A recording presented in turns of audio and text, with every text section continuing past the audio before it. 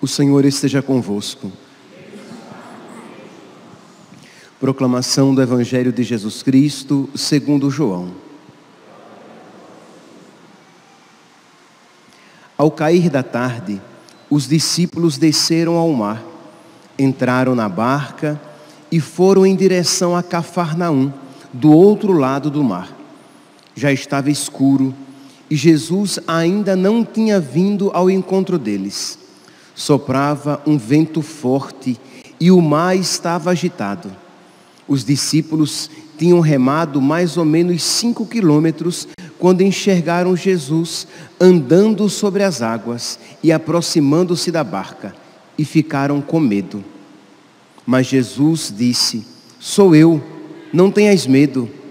Quiseram então recolher Jesus na barca, mas imediatamente a barca chegou à margem para onde estavam indo. Palavra da salvação.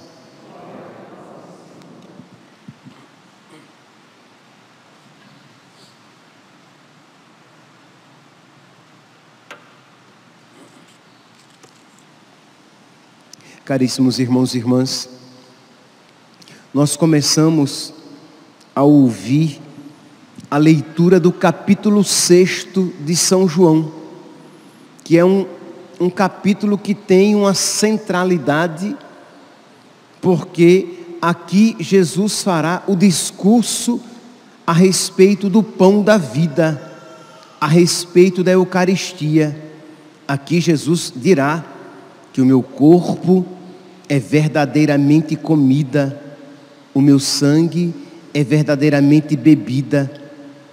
Aqui, neste capítulo 6, Judas perderá a fé. Aqui, no capítulo 6, os outros apóstolos, na pessoa de São Pedro, dirão: Senhor, nós não compreendemos tudo o que estás dizendo, mas a quem iremos? Só tu tens palavras de vida eterna. Então, nós vemos que o capítulo 6 é um divisor de águas. Então, Jesus dirá algo de suma importância aqui. E Jesus, então, ele está preparando os apóstolos. Preparou com o milagre da multiplicação dos pães. E agora, Jesus que caminha sobre as águas, isto é, Jesus quer mostrar, quer deixar clara a sua divindade, para que os apóstolos creiam na sua palavra. Aqui, meus irmãos, apenas um parênteses, é importante isso, isto é, por que é que nós cremos em tudo aquilo que Jesus nos ensina? Porque aquilo que Ele nos ensina nos é de fácil compreensão? Nem sempre. Porque aquilo que Ele nos ensina, se nos é dado ao intelecto, isto é, nós compreendemos de imediato e vemos como é lógico, como é óbvio, nem sempre. Porque aquilo que Jesus nos ensina vem ao encontro dos nossos afetos, nem sempre, quase nunca. Isto é, quase nunca aquilo que Jesus nos ensina nos agrada. Isto é, que bom que Jesus disse isso, que bom que Jesus mandou a gente amar os inimigos, ótimo, que coisa boa, né?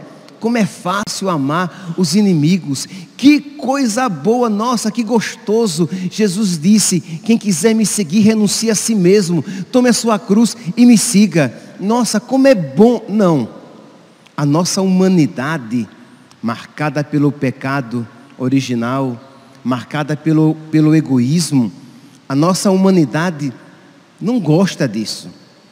Jesus que dirá, se eu não estou enganado, segunda-feira, no Evangelho de segunda-feira: esforçai-vos pelo alimento que não passa, não pelo que perece. Enquanto a gente tende sempre a fazer o contrário, né? A gente se esforça por aquilo que perece, mas não tem o mesmo esforço por aquilo que não passa, pelo alimento que não passa. A gente se esforça para ganhar dinheiro. A gente se esforça para recuperar a saúde. A gente se esforça para ter uma vida confortável. Mas se esforçar para manter a vida espiritual, imagina, quem dera que as pessoas se esforçassem pela vida espiritual como se esforçam para manter um emprego e ganhar um salário no final do mês. Então, infelizmente, nós, homens e mulheres marcados pelo pecado original, nós tendemos a mudar. Ao invés de nós nos esforçarmos por aquilo que não passa, e Jesus, no capítulo 6, está falando a respeito da Eucaristia, esforçar-se pela Eucaristia, Ele é o alimento que não passa, nós nos esforçamos por aquilo que passa. Pois bem, os pais, coisas lícitas, tá? Nossa, misericórdia, muito lícito, mas os pais que se esforçam para dar uma vida digna aos seus filhos, mas nem sempre, quase nunca, tem o mesmo esforço para dar uma preparação espiritual aos seus filhos. Preparação espiritual para os seus filhos que já acontece com a própria preparação espiritual dos pais. Quanto mais preparados espiritualmente forem os pais, melhores pais eles serão e uma maior capacidade eles terão de ensinar a verdade com autoridade aos seus filhos. Fecha parênteses. Então, apenas para dizer o que nem sempre o que Jesus nos ensina vem ao encontro dos nossos gostos, mas nós cremos na divindade de Jesus. E porque cremos na divindade de Jesus, sabemos que tudo o que Ele diz é bom. Que a palavra que sai da sua boca é vida, é verdade. Que naquela palavra, nem sempre compreensível, nós podemos montar a nossa tenda, construir a nossa casa, porque é rocha, é segura, é digna de confiança. Então Jesus quer deixar clara a sua divindade. Ele multiplica os pães, e vocês vão ver que muitos vão pegar apenas o aspecto material daquilo. Aí ele está dando de comer, então vão à procura dele, não compreendem o ensinamento claro. Jesus aqui vai ao encontro dos apóstolos caminhando sobre as águas, para mostrar que ele não é um profeta qualquer. Ele é o Messias esperado, ele é o Filho de Deus. Mas, mesmo assim, os apóstolos de imediato não compreendem aquela mensagem, têm até medo. Então vamos aqui retomar o evangelho de hoje. Diz que ao cair da tarde, os discípulos desceram ao mar, entraram na barca e foram em direção a Cafarnaum, do outro lado do mar. Já estava escuro e Jesus não estava com eles. Soprava um vento forte, estava escuro, Jesus não estava com eles. O vento era forte e o mar, símbolo da morte nas Sagradas Escrituras, cercavam-me as ondas da morte. No mar morava o Leviatã, o demônio, o grande dragão das águas. Então, o mar nas Sagradas Escrituras é sempre sinal de revolta contra Deus. Quando Deus criou o mar, Deus disse ao mar: até aqui virás, daqui não passarás. Mas o mar é desobediente, ele vai, com as suas ondas, mas vai até aquele ponto que Deus determinou, e ele volta. Então, os agiógrafos tinham esta visão a respeito do mar. O mar é desobediente, porque ele tenta passar do limite por Deus fixado. No mar mora o dragão, o Leviatã. O mar é símbolo da morte, porque ele engole os nossos corpos. E nós iremos encontrar passagens na Sagrada Escritura que usam essa imagem, das ondas da morte que me cercam. Pois bem, então Jesus, que caminha sobre as águas, ele mostra o seu senhorio. Ele é Senhor de tudo aquilo que é temível. Ele tem sob os seus pés, ele pisa naquilo que nós temos medo. Ele subjuga toda revolta contra Deus e toda desobediência. Então, quando estava, imagine, o cenário é todo propício ao medo.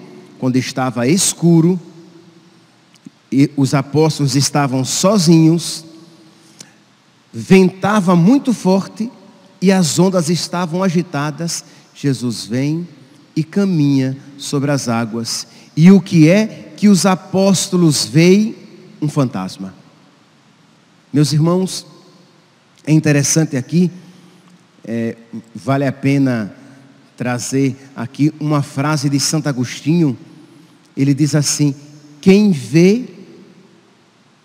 chora, não vê. Isto é, quando uma pessoa chora, ela geralmente leva as mãos ao rosto. Quando a pessoa chora, a visão fica turvada pelas lágrimas. Isto é, quem chora não vê as coisas com clareza. O que é que Santo Agostinho, esse grande psicólogo, esse grande conhecedor da alma humana, ele está dizendo que o sofrimento, na maioria das vezes, compromete a nossa visão espiritual. Os apóstolos estavam com medo quando eles, no escuro, na barca agitada, o vento forte, e eles veem Jesus caminhando sobre as águas. Isso é um fantasma, não é Jesus. Isto é, a solução estava vindo ao encontro deles.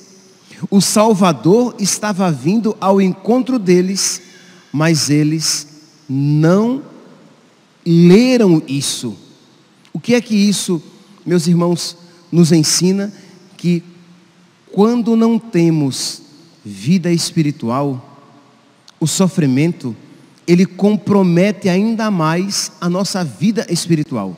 Isto é, você não está bem espiritualmente, aí você sofre, aí isso piora ainda a sua vida espiritual, e aí você sofre ainda mais, e isso compromete ainda mais a sua vida espiritual, e vira um círculo vicioso que o leva cada vez mais para baixo.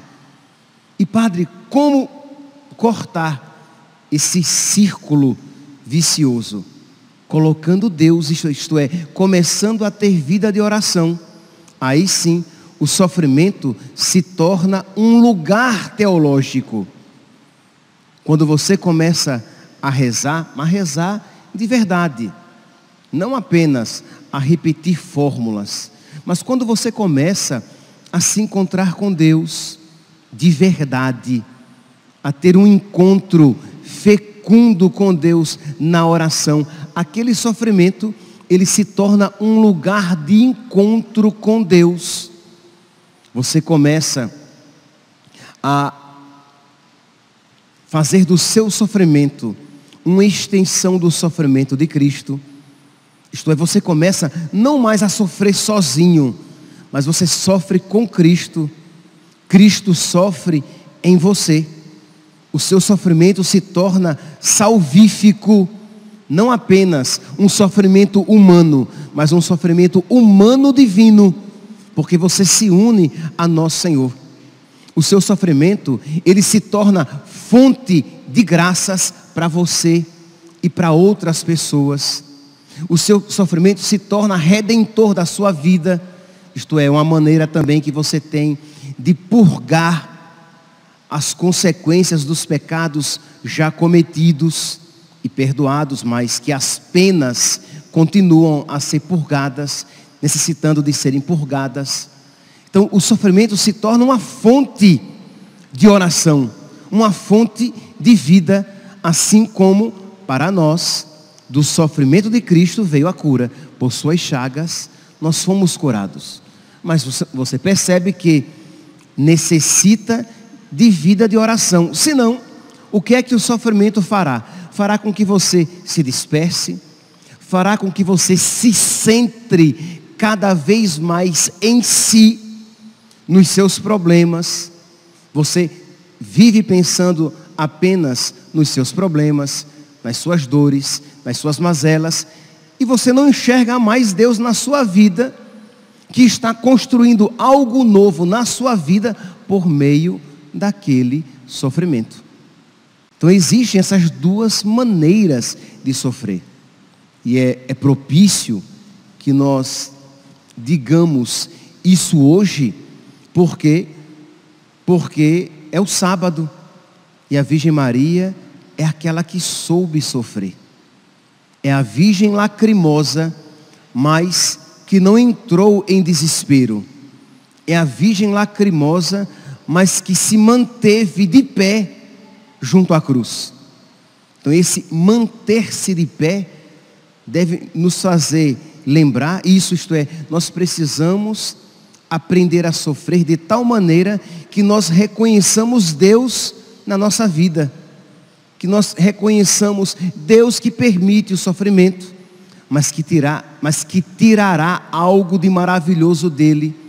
Deus que permite aquele sofrimento, porque Deus percebe que nós tínhamos dele nos afastado, isto é, nós percebemos que dele nos afastamos. O salmista tem uma frase que eu lembro que eu era ainda seminarista, e quando eu li pela primeira vez eu até me espantei. Para mim foi muito bom ser humilhado. É um versículozinho que a gente vai encontrar principalmente na tradução de quem reza a liturgia das horas. Para mim foi muito bom ser humilhado.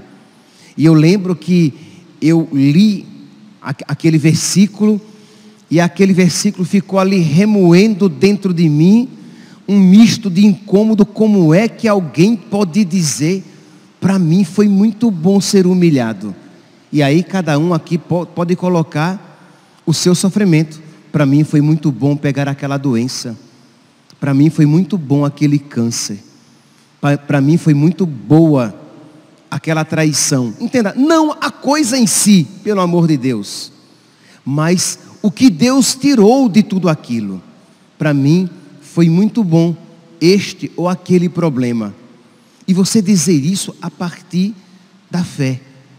Porque se Deus permitiu isso, é porque Deus tirará um grande bem. Para mim foi muito bom ir à falência. Eu lembro, eu era seminarista aqui no Cristo Rei. Eu já fui seminarista lá em Maceió, né?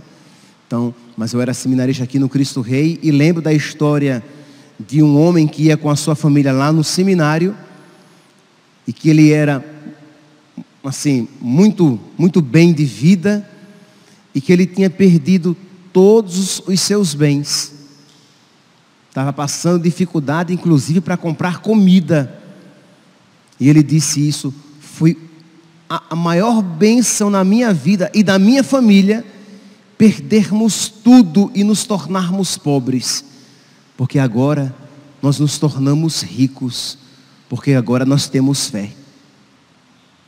Então, meus santos, é esta visão espiritual que, é claro, ou é um dom miraculoso que Deus concede a alguém numa situação particular, ou é fruto da nossa oração, do nosso encontro com Deus.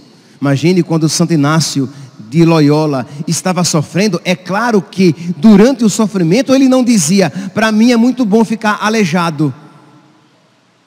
Ele que era tão vaidoso, tão garboso, um militar, então a força física era algo importante para ele. E ficar manco, arrastando uma perna, é claro que disso ele não gostava. De passar tantos dias em cima de uma cama. Mas, sem sombra de dúvidas, depois que tudo aquilo passou, ele pôde dizer: para mim foi muito bom ter sofrido tudo aquilo, ter ficado com sequelas, porque foi o caminho que Deus se utilizou para me trazer para junto dele novamente.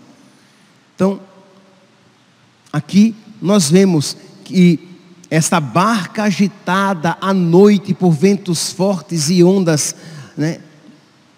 E ondas agitadas, ondas bravas, são um sinal do sofrimento na nossa vida, que nós precisamos aprender a tirar o melhor e não a enxergar fantasmas em tudo que é acontecimento da nossa vida, como aqui na vida dos apóstolos, quando eles viram Jesus, isto é, a graça se aproximando, para eles era mais um fantasma, além da noite escura, do vento forte e o mar agitado. Meus irmãos, nós vimos aqui que nós precisamos que tudo isso Jesus faz para acender, tornar forte no coração dos apóstolos a certeza a respeito da sua divindade. Peçamos a Jesus hoje, nesta missa, por intercessão de Nossa Senhora, peçamos duas graças. Primeiro, falei bastante sobre ela, a graça de aprender a sofrer. Que nós possamos dizer, para mim, foi muito bom ser humilhado. Que nós aprendamos a sofrer de modo que quando as coisas, quando estivermos no meio da escuridão, com o mar agitado, o vento forte, que nós vejamos Jesus e não um fantasma. Então que nós aprendamos a sofrer como a Virgem Maria e todos aqueles que têm vida de oração, que têm intimidade com Deus. Então, primeiro ponto, aprender a sofrer com fruto. Segundo ponto, meus santos, de nós não nos esquecermos, mas não apenas intelectualmente, mas vivencialmente. Jesus é Deus. Consequentemente, toda a sua palavra é boa, por mais difícil que se nos apresente.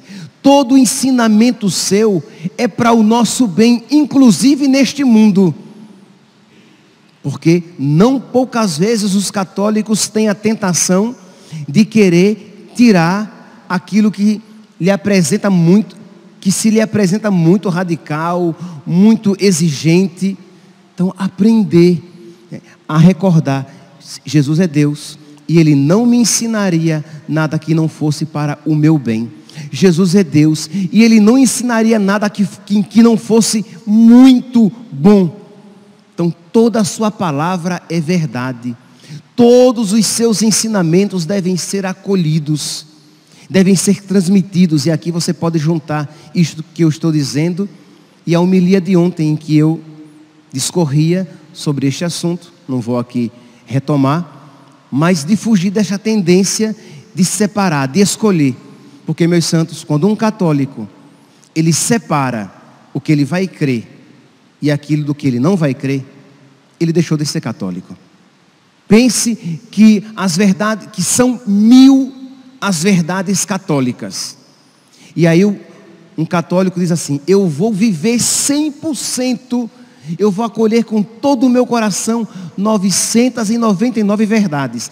Esta aqui, este ensinamento aqui, não. Ele deixou de ser católico. Porque o católico, ou ele abraça toda a fé católica, ou ele deixa de ser católico. Ou ele abraça Cristo com tudo aquilo que Ele é e com tudo aquilo que Ele ensina, com todos os seus ensinamentos, ou ele perde totalmente Cristo na sua vida.